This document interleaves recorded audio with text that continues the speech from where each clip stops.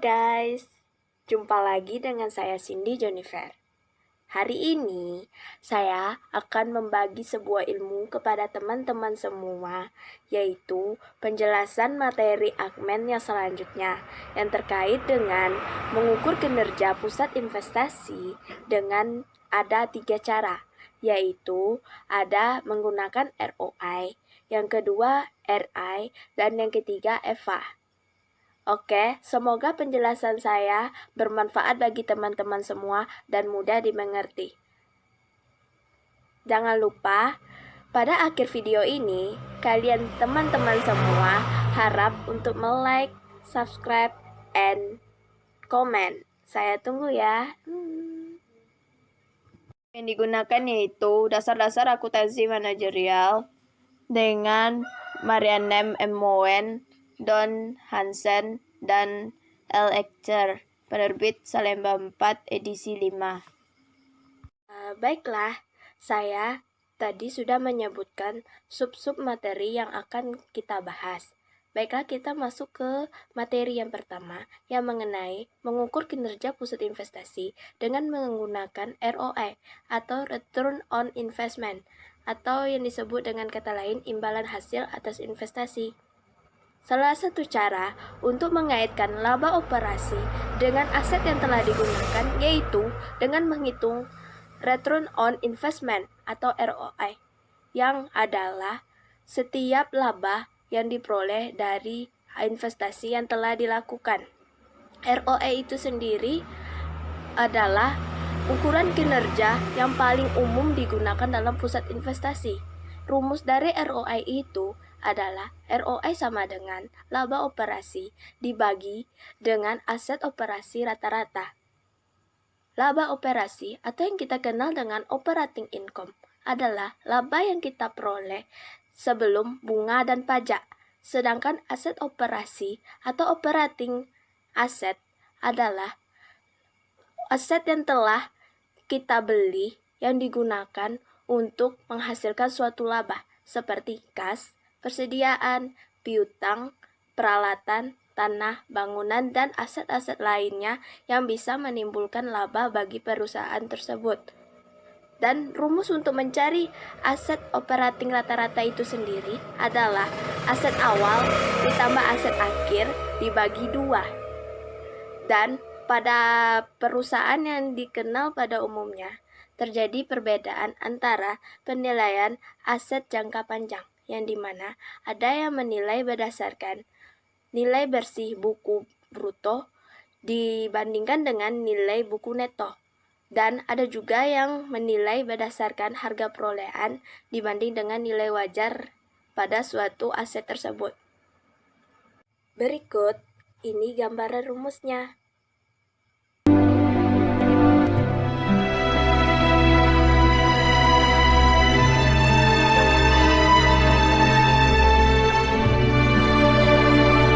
Baiklah, selanjutnya yaitu mengenai margin dan perputaran.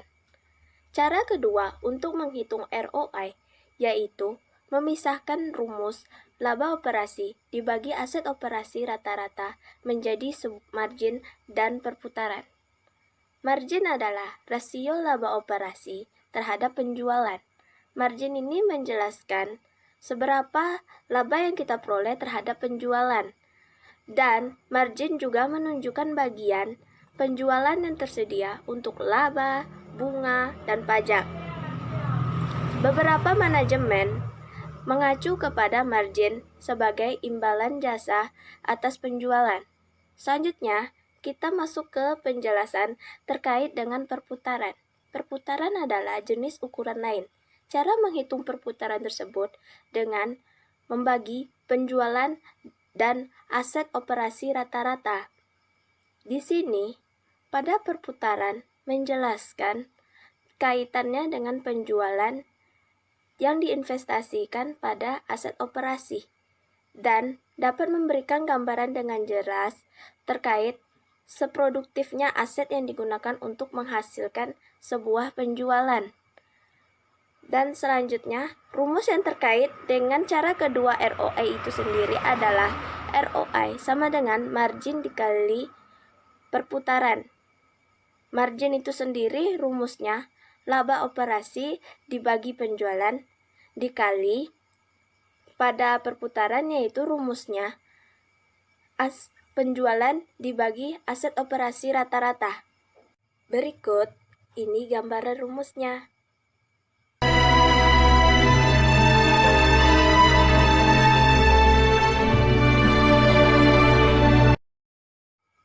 Oke guys, agar teman-teman dapat memahami penjelasan mengenai ROI yang telah saya jelaskan, baiklah, saya akan memberikan sebuah penjelasan terkait contoh yang membahas mengenai ROI.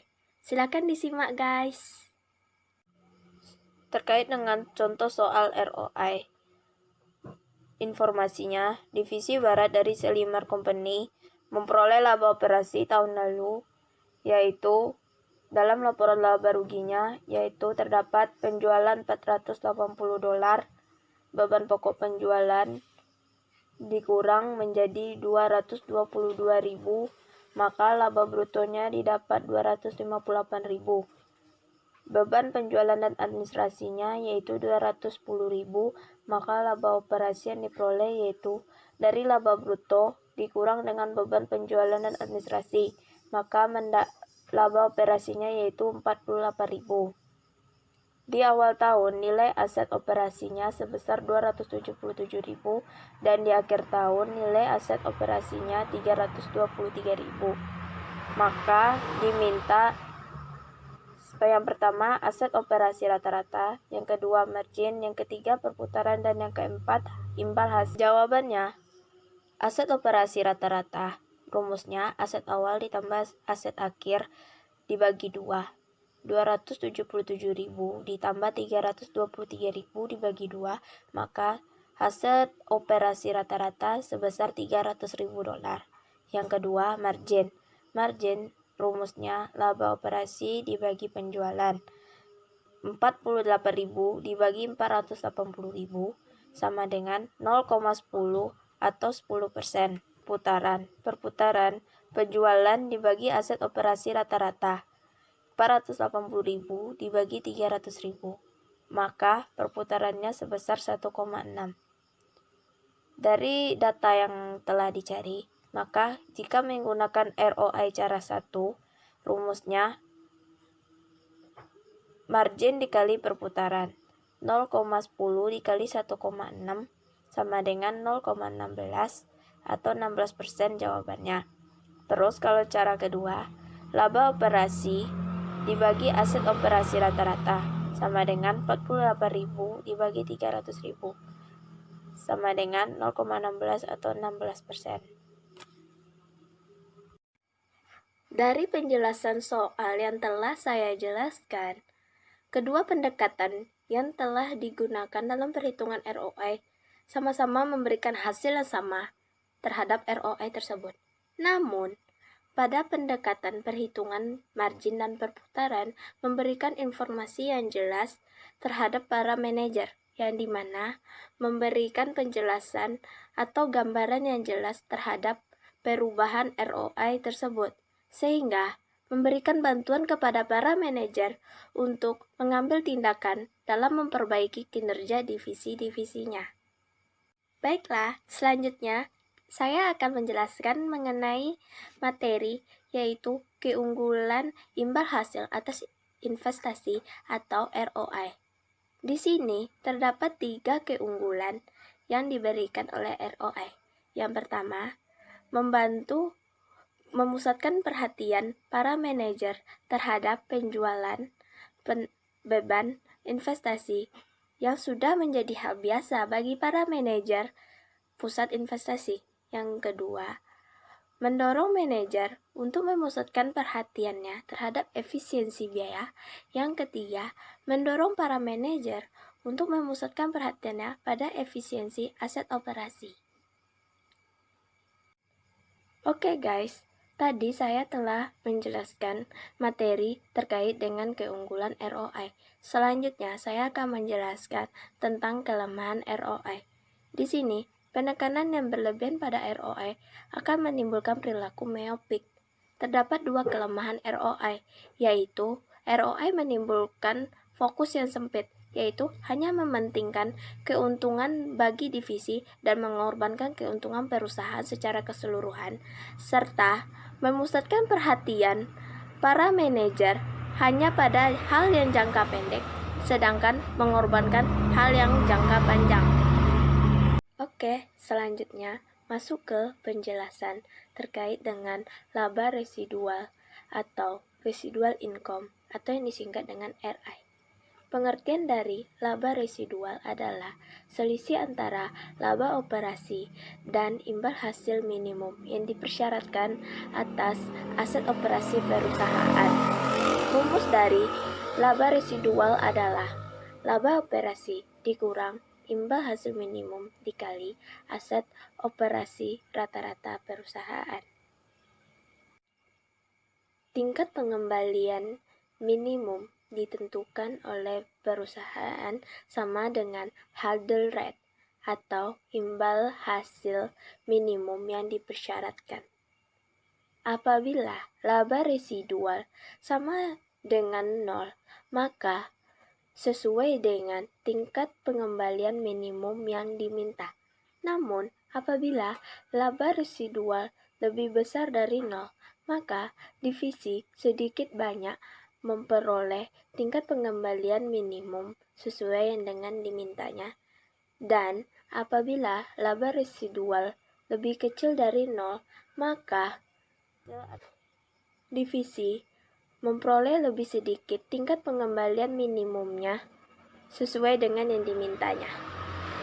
Guys, supaya rekan-rekan atau teman-teman semua dapat memahami penjelasan mengenai laba residual, maka saya akan menjelaskan contoh soal yang terkait dengan laba residual. Silakan disimak. Soal yang terkait dengan residual income, yaitu pada tahun lalu, divisi bagian barat Selimar Company memperoleh laba operasi yang terdapat dalam laporan rugi sebagai berikut. Penjualan 480.000, beban pokok penjualan 222.000, maka besar margin brutonya yaitu 258.000 yang didapat dari penjualan dikurang beban pokok penjualan. Selanjutnya, beban penjualan dan administrasi 210.000, laba operasi 48.000 yang didapat dari margin bruto 258.000 dikurang beban penjualan administrasi 210.000.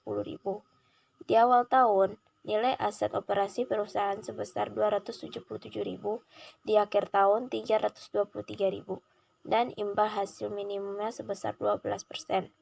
Tentukan aset operasi rata-rata dan laba residunya. Jawabannya yaitu aset operasi rata-rata, aset awal ditambah aset akhir dibagi 2, 277.000 ditambah 323.000 dibagi 2, hasilnya $300.000.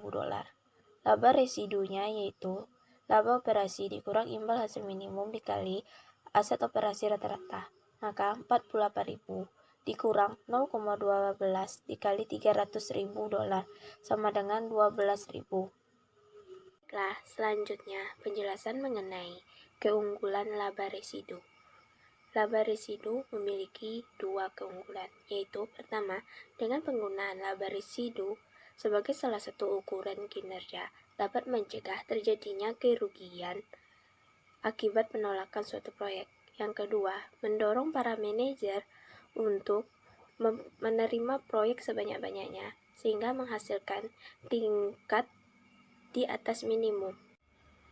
Cara untuk mengoreksi kelemahan laba residual ada dua, yaitu yang pertama, menghitung pengembalian atas laba residual dan investasi. Yang kedua, melakukan evaluasi kinerja. Oke, selanjutnya kita masuk ke penjelasan mengenai EVA atau Economy Value Added atau dengan istilah lainnya yaitu nilai tambah ekonomi. Di sini, EVA adalah laba operasi setelah pajak dikurang dengan biaya modal yang digunakan. Biaya modal yang digunakan ini yaitu biaya modal dalam bentuk persentase aktual dikali dengan total modal yang digunakan. Maka, rumus untuk EVA adalah sama dengan laba operasi setelah pajak dikurang biaya modal dalam persentase dikali total modal yang telah digunakan. Maka rumus EVA adalah laba operasi setelah pajak dikurang biaya dalam bentuk persentase dikali total modal yang telah kita gunakan. Oke guys, supaya kalian memahami terkait dengan EVA, maka saya akan menjelaskan sebuah contoh terkait dengan EVA. Silakan disimak. Selanjutnya, kita masuk ke contoh EVA. Di sini, divisi bagian barat Selinar Company memperoleh laba bersih tahun lalu, yang laporan laba ruginya berikut: penjualan 480.000, beban pokok penjualan 222.000, laba bruto 258.000, didapat dari penjualan dikurang beban pokok penjualan. Beban penjualan dan administrasinya 210.000, maka laba operasinya yaitu 48.000, dikurangi pajak penghasilan 30%, yang dimana dari 48.000 dikali 30% didapat 14.400, maka laba netonya yaitu 33.600, yang didapat dari 48.000 dikurang 14.400. Total modal yang digunakan selama periode tersebut 300.000. Biaya modal aktualnya adalah 10%. Tentukan EVA untuk divisi bagian barat. Jawabannya adalah EVA sama dengan laba operasi setelah pajak dikurang biaya modal persen dikali total modal digunakan. 33.600 dikurang 10% dikali 300.000, maka 33.600 dikurang 30.000, hasil EVA-nya yaitu 3.600. Setelah disimak, selanjutnya kita akan menjelaskan bahwa EVA adalah laba operasi dengan imbal hasil minimum yang sama dengan biaya aktual untuk sebuah perusahaan. Dan apabila EVA positif, maka telah terjadi peningkatan harta kekayaan perusahaan selama periode tersebut. Dan jika EVA negatif, maka telah terjadi kekurangan harta kekayaan perusahaan selama periode tersebut. Laba residu sama dengan halnya EVA, yaitu angka dalam bentuk nominal dan bukannya imbal hasil dalam bentuk persentase. EVA hampir sama dengan ROI, yang dimana mengaitkan laba neto dengan modal yang digunakan.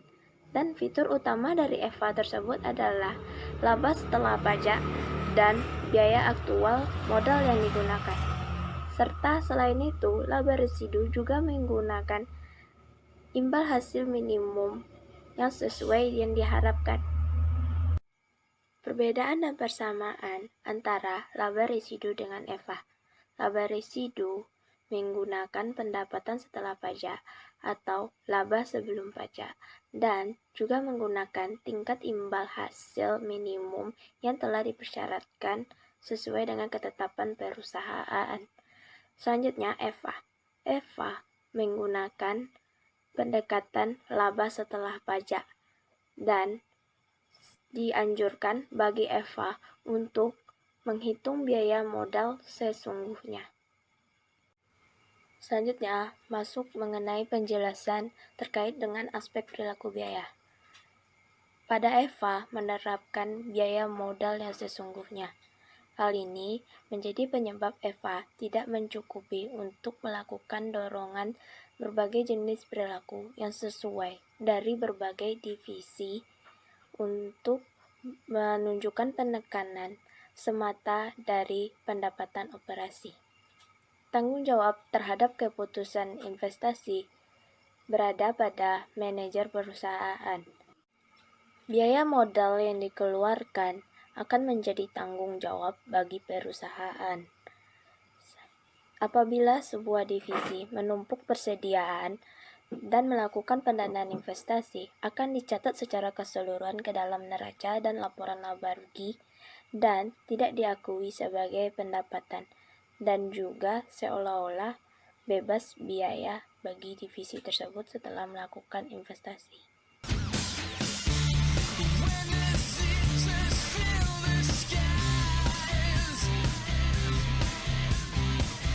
Sekian penjelasan saya untuk kali ini. Jika ada kesalahan atau kekilafan mohon dimaafkan. Saya akhiri dengan wassalamualaikum warahmatullahi wabarakatuh.